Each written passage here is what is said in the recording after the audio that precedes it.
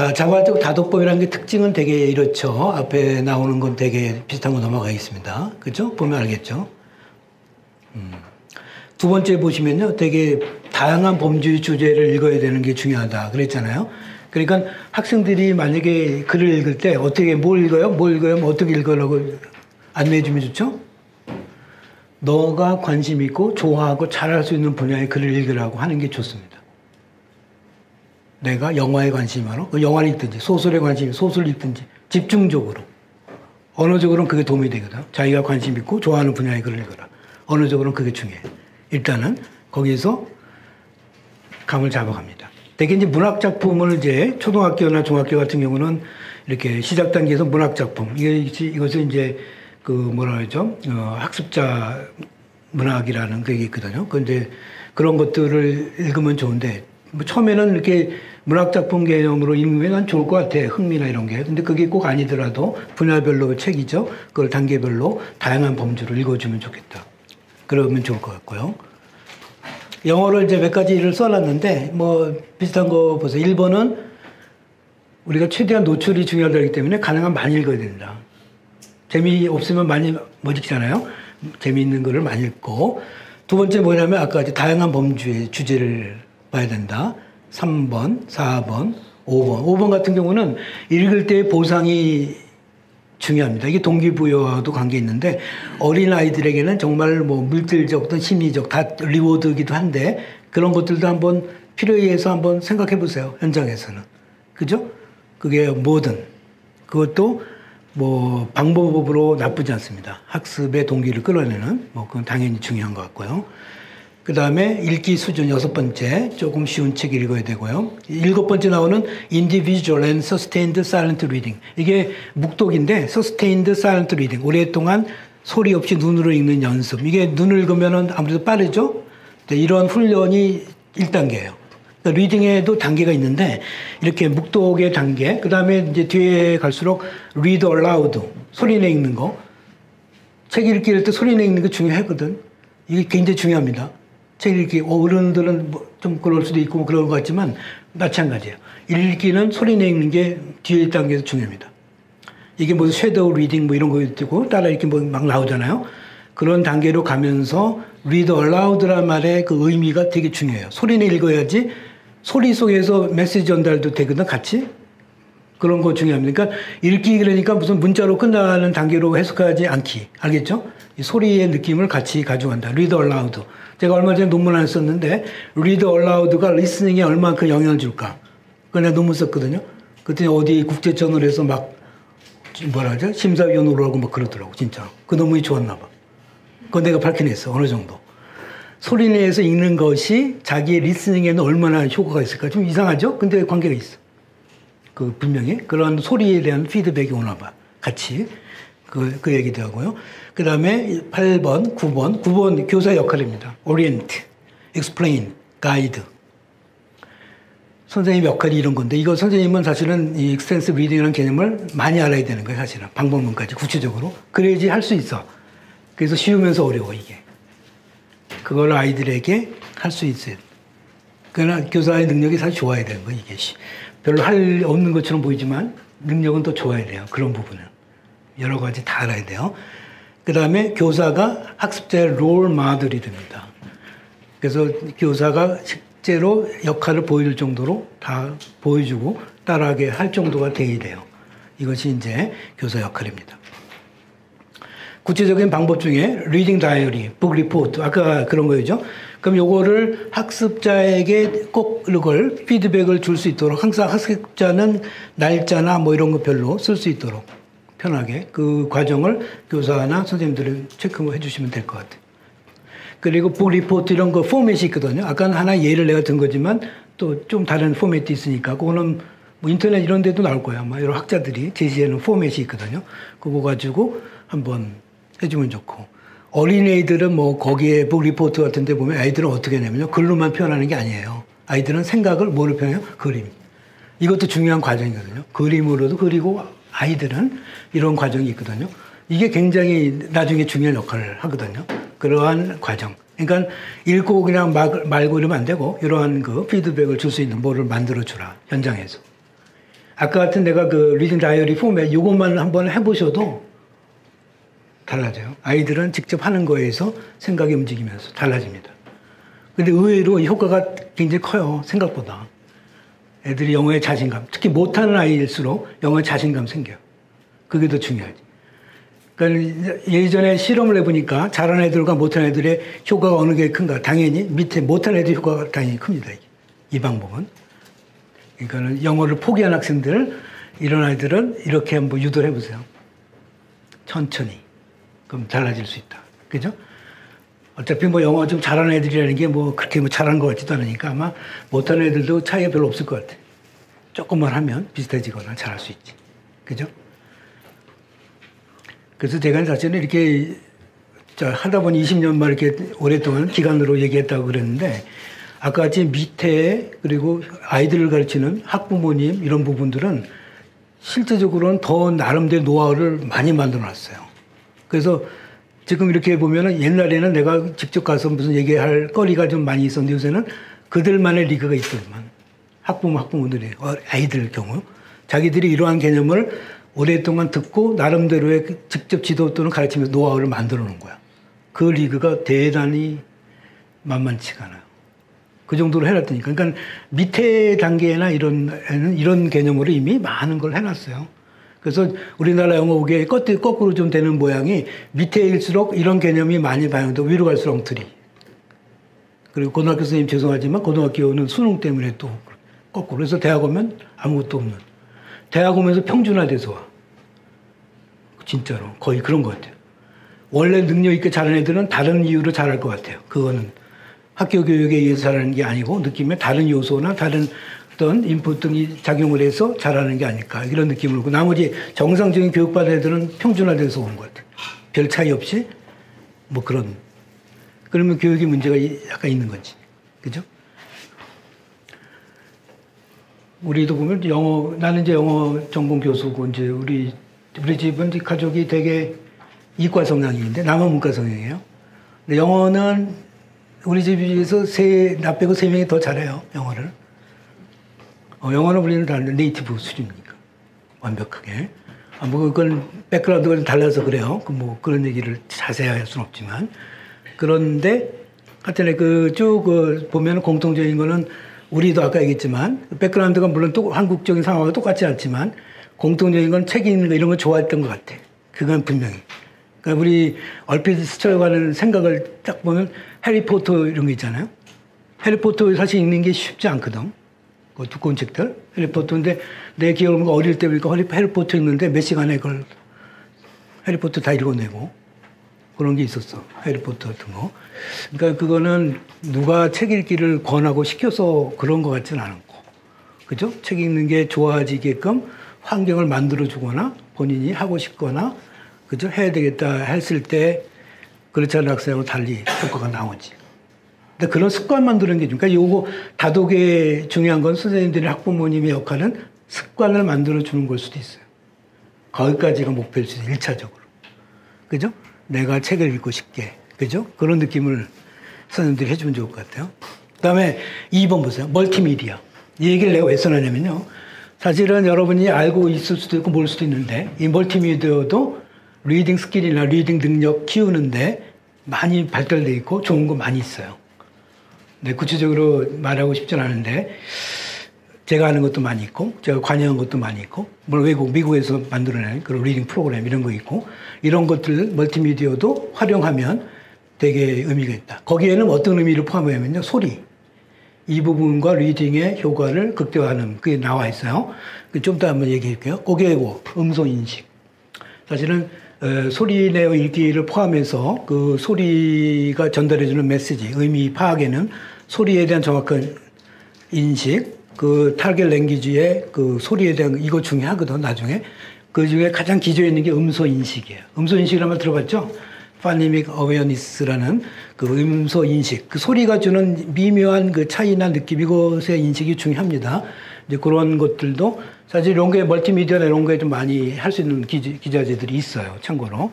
이제 그것도 효과적으로 나중에 방법론적으로 접근하면 좋고요. 그 다음에 영어 독서기 5단계라는 걸 써는 이건 내가 쓴 게 아니라 아까 National Reading Panel 들어보셨죠? 거기서 제시한 5단계인데 순서가 좀 달라요. 일반 순서하고. 보시면 Phonemic Awareness, Phonics, Fluency. Fluency를 가운데에 먼저 놓거든요. 여기에서 Fluency의 이해를 주고 그 다음에 Vocabulary, Text Comprehension 이렇게 해놨거든. 그러니까 소리에 대한 인식과 함께 Fluency가 일어난다. 개발된다. 이렇게 순서를 써놨다는 거죠. 그러니까 우리가 저도 그렇지만 이게 문자와 음성 언어 이 교육의 그 양갈래에서 우리가 지금은 이제 초등학교부터 음성 언어 많이 하고 그러고 있죠. 근데 저희 때만 해도 교육은 음성 언어는 없었거든 또. 그러니까 문자 언어로 하는 그런 단점이 있는데 이게 같이 움직여야 돼. 음성 언어, 문자 언어가. 그죠? 그러니까 이 부분도 리딩이라고 했지만 이 음성 언어의 부분을 얘기해 주는 거죠. 그죠? 이 플루언시는 거기서 생기는 것 같아. 먼저. 그죠? 그러니까 이 부분을 같이 보면 리딩이 이런 역할을 할 수 있고 또 방법적으로 찾으면 된다. 영어 교육 되게 쉬워요. 근데 영어 교육이 쉬우면 선생님들의 역할이 많이 없어지죠? 그러니까 선생님들까지는 직업적으로 영향을 안 받을 것 같은데 제가 보기에는 그 다음 세대는 영어 선생님 쉽지 않을 것 같은데. AI 등등. 그죠? 그게 어떻게 변할지 알아요. 근데 내가 그 얘기했어, 학교에서도.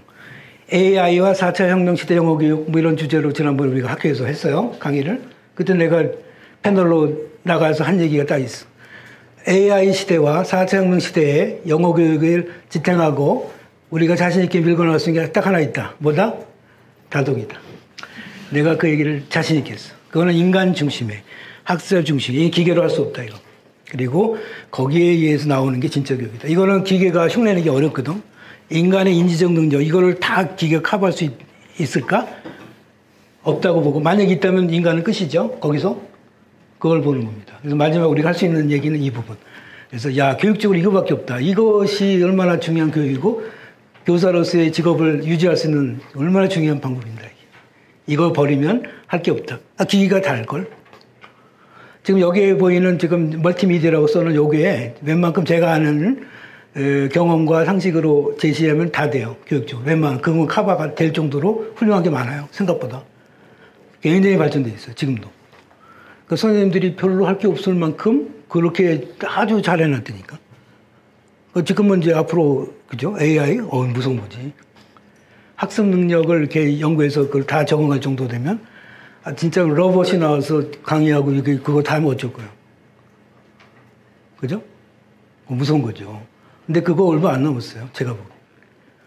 내가 MIT 얼마 전에 갔지만 MIT라는 대학은 AI 칼리지를 만들었어요, 이번에. 그런데 없죠? AI 칼리지를 만들었는데 우리 돈 10조 이상 넣어서 만들었어요. 엄청나죠? 그런 정도로 시작을 하면 지금의 속도에 이 상상을 초월할 거예요. 모든 게. 그런 시대인데 지금. 그죠? 그러니까 우리는 교육적으로 인간 중심의 학습자 중심의 교육 그거 모델을 찾는 거. 이거밖에 없을 거예요. 한번 연구해 보세요. 그 다음에 이제 됐고요. 그 다음에 시간이 빨리 갔네. 자, EFL에서는 우리가 최고의 방법이다. 이렇게 써놨고 두 번째 보세요. 이거는 폼과 컨텐츠의 결합이에요. 폼만 하면 안 된다. 폼과 컨텐츠, language and thought. 그리고 읽기를 중심으로 통합하는 모델이다. 소리의 포함, 소리 학습의 포함도 있다, 여기에는. 그 얘기를 써놨습니다. 그 다음에 영어 독서 교육이라는 것은 이런 것이다. 정서적 측면이 있고요. 사회문화적 측면이 있고요. 언어학습적 측면에 전부 영향을 준다. 이것이 기존의 학습관과 다르다. 이렇게 써놨습니다. 수준별 다독을 하면 이런 효과가 있어요. 모국어 습득 환경을 줄 수 있고 원어민의 소리나 발음 체득할 수 있고요. 많은 단어 문형 노출되고 아이들의 경우는 사파, 그림도 중요한 메시지를 주는 자료라. 특히 아이들의 경우는 그림이 되게 중요해요. 여러분들 경험해봤는지 모르지만은요. 아이들의 책, 동화책 같은 게 단어, 문자 몇 개 없는데 되게 비싸고 그런 게 많죠? 왜 비싼지 아시죠? 그림이 비싼 겁니다. 그림이 굉장히 의미 있게 들어가 있는 거예요. 그림. 그리고 그림이 주는 메시지나 정보 효과가 큽니다. 그림이 중요하다. 그죠? 그 다음에 영어를 영어로. 이게 중요해요. 우리 이 훈련 돼야 돼요. 영어를 영어로 해야지 한번 거치는 훈련하면 안 돼요. 그러니까 번역이 들어가니까 우리말 들어가죠. 그럼 이게 영어가 아니지, 자꾸만. 영어를 영어로 느끼게 자꾸. 그죠? 영어를 영어로 연습. 어휘와 문역 확장, 문화 간접 체험 등이 있습니다.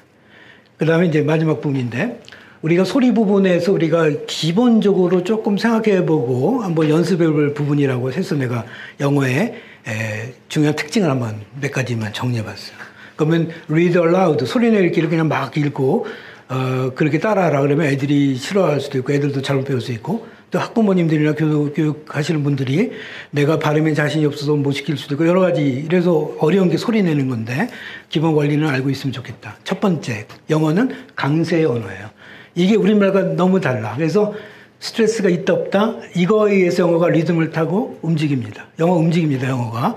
그래서 이러한 리듬을 타는 연습만 해도 시작이 되는데 뭐 예를 간단히 보면 이렇게 영어는 강세, 비강세가 있어도 같은 단어도 모음의 소리가 바뀌잖아요. 여기 써놓은 것처럼 이러한 느낌부터 영어의 강세. 영어는 단어 하나에도 강세가 있어 없어요? 있죠.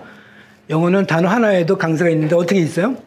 기본적으로 올라가고 내려가는 기본 톤을 갖고 있어요. 강세가.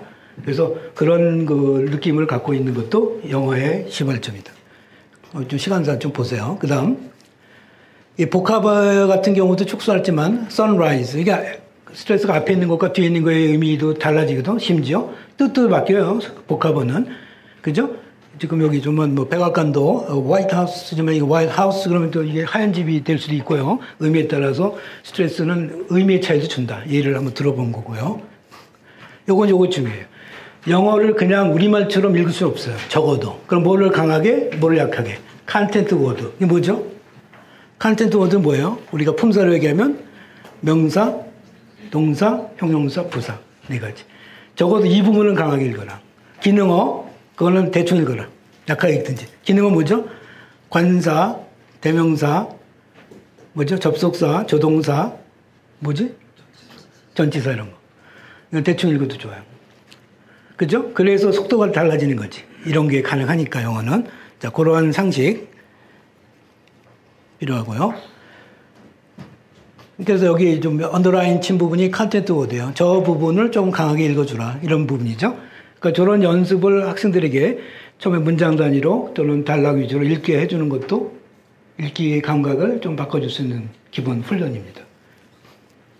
그 중에서도 이렇게 스트레스를 마지막 내용은 더 강하게 읽어주고 뭐 이런 요령까지 있고요. 그리고 이런 원리를 써놨어요. 영어는 stress timed language, 한국말은 syllable timed language. 이 차이를 한번 얘기해 볼 필요가 있다.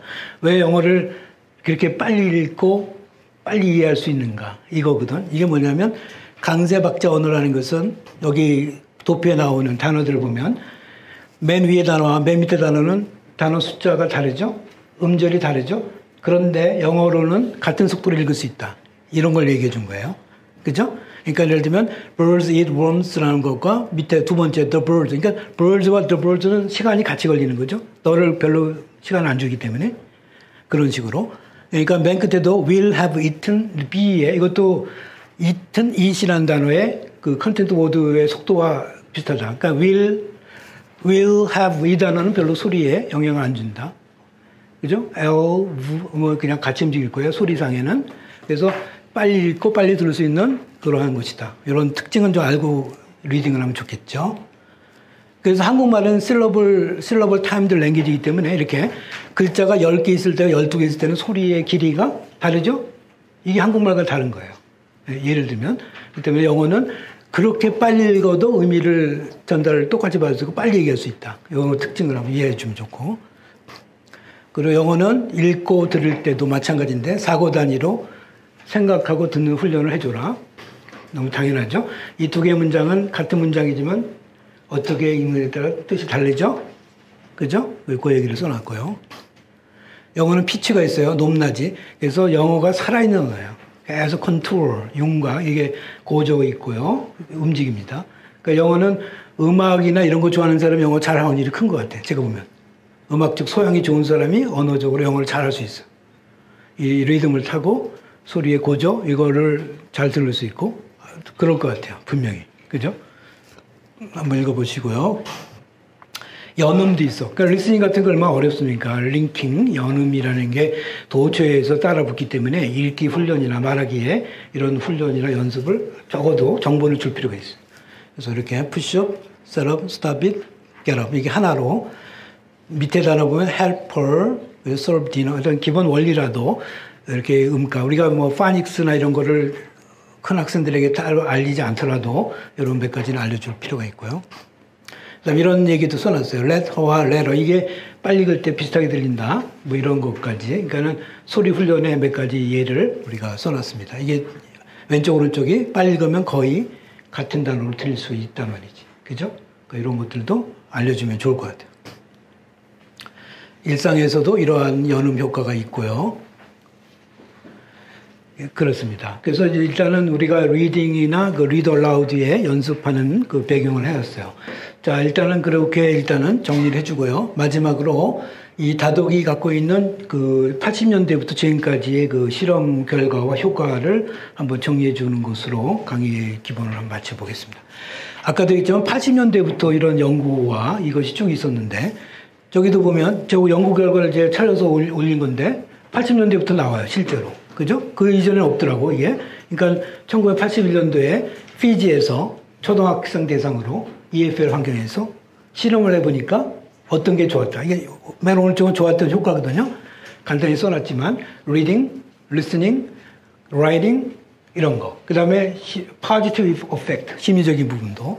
그 다음에 general proficiency, 영어 전체적으로 효과가 좋았어. 뭐 이런 것이 있고, 86년도에 미국에서, 미국 대학에, 이건 대학생이잖아요. 거기서 라이팅의 효과가 좋았다. 세 번째는 홍콩에서 세컨더리 학생들을 대상으로 리듬과 어휘 실력이 좋아졌다. 이런 게 나오죠. 또 그 다음에 이 조와 크라시안, 아까 크라시안, 그 사람이, 크라시안 제자가 조, 한국 사람인데, 그 얘기인데 이 사람이. 그때 연구한 거예요. 미국에서 성인 대상으로 ESL, 리딩과 vocabulary, 거기에 positive effect, oral skills. 그죠? 이 말하는 효과도 있었다. 이렇게 증명을 하고 있었다는 얘기죠. 그 다음에, 하이스쿨, 일본 같은 데서도 리딩 스피드나 컴프레hension 좋아지고요. 일본의 대학생들, 이거 최근에 2018년도 일본의 대학생들을 해보니까 어휘 습득 능력이 훨씬 좋아졌다. 이런 얘기 있어요.